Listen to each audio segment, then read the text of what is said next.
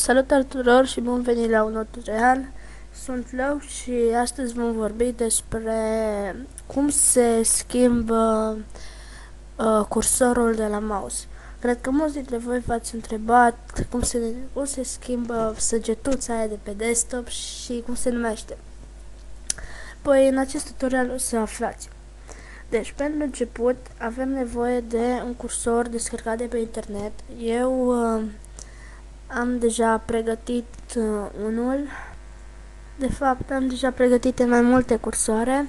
Uitați, astăzi îl vom alege pe ăsta, HJ, pe numele lui, și cu extensia cursor. Dacă vedeți aici, acum se apropie. Bun, deci să vedem unde găsim aceste cursoare și cum le schimbăm. Păi, foarte simplu. Primul pas este să intrăm în My Computer, Local C, Windows. Din Windows vom căuta folderul numit Cursors. Îl avem aici. Eu deja am adăugat cursorul și am șters tot ce era. Am adăugat doar cursorul ca să ne fie mai ușor de găsit.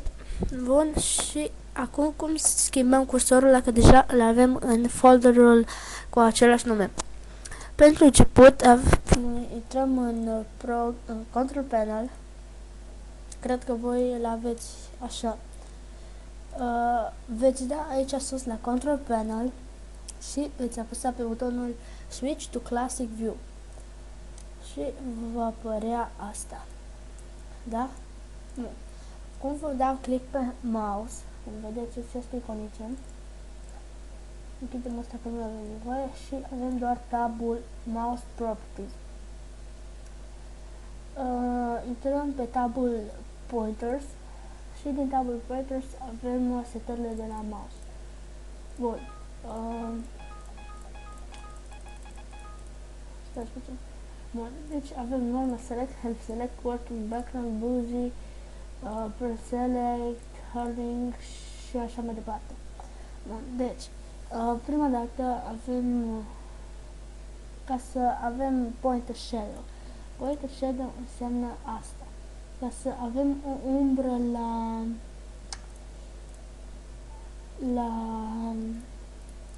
pointer, adică la cursor. Deci, vom bifa dacă vrem, dacă nu. Vom selecta Normal Select, vom merge la Browse și deja ne este selectat Windows, Cursor și Cursor. Bun, deci, avem ăsta, vom da click pe el, ok, vom merge la următorul, da click, open și așa mai departe. Și după ce le-am făcut astea, avem vertical right, resize, diagonal resize 1, resize 2, bla bla bla. Astea le lăsăm așa ca să ne fie mai ușor de folosit. Dar în rest putem schimba și asta cu move, în rest putem schimba.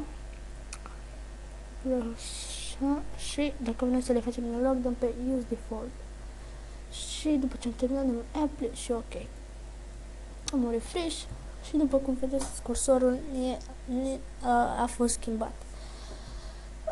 Cam atât pentru astăzi, mulțumesc pentru vizionare, până data viitoare, numai bine!